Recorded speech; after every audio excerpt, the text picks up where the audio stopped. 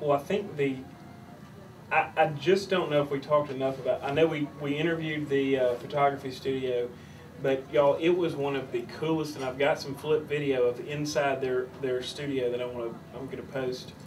We're gonna actually post Sarah something Marie will about. probably post that later today.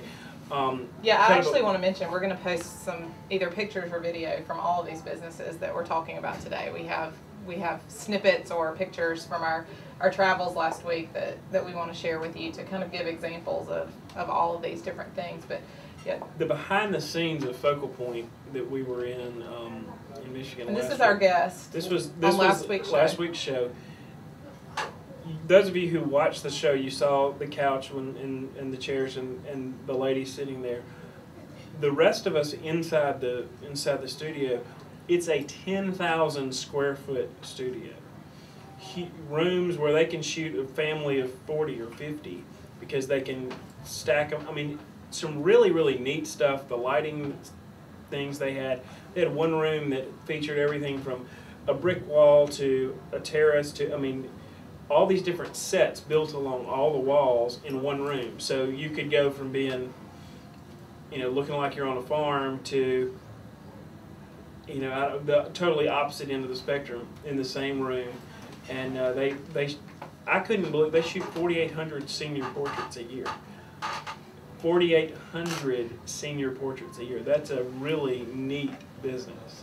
And that was it was very impressive to see all the behind the scenes, and obviously that business has been so successful because of Michelle and Jerry and just their giving personality and their great marketing. That was something we talked about after last week's show. We were writing the email for last week's episode and kind of looked at each other and said, there seems to be a theme that is running through every one of these successful business owners. This is our 6th show of ResultsRevTV, and we've had 5 guests. And every single one of them have talked to us about the need to give back. Every single one of them. And as we met with Michelle and the rest of the people there at Focal Point last week, she really, really emphasized that the key to their business success had been that they give. And in our email newsletter last week, which will be posted on our website today or tomorrow for public viewing, we actually gave 3 different tips that we learned from Michelle and her team about how you can give in your business. But Jeff Good's been on the show, Jill Connor Brown has been on the show, Grace Bateman has been on the show, and every single one of them had talked about how critical it is to give back and give to your community, give away samples of your service so that people can try out what you're doing before they buy. And I think that we just can't get away from that theme, it seems like. Absolutely. It's been, I looked back and I was like, well, Jeff was giving, anytime somebody messed up anything in a restaurant, or even if you said something nice, and he gives the gift certificate.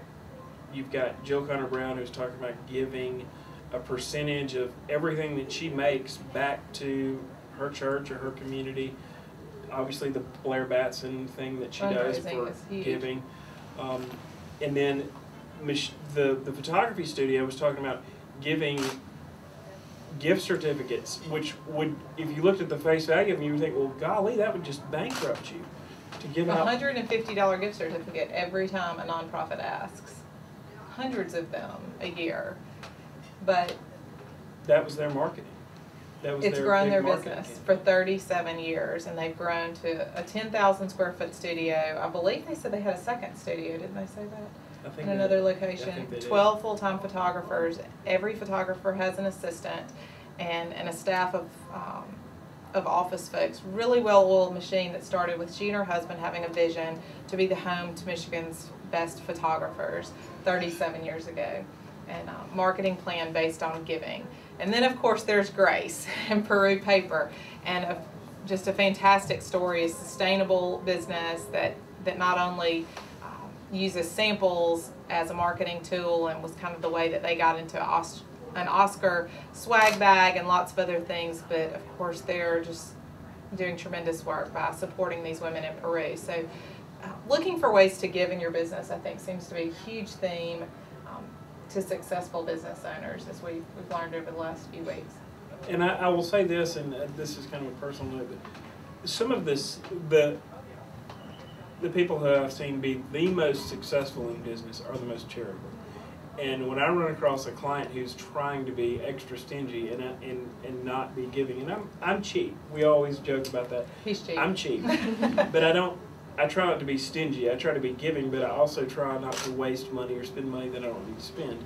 But when you look at some of the really, really successful businesses and business owners, they are givers. They really are, and I don't think it's an afterthought. I think that's one of the cause and effect things, is that people see that and see how it plays out, and I mean, it's a blessing to those people.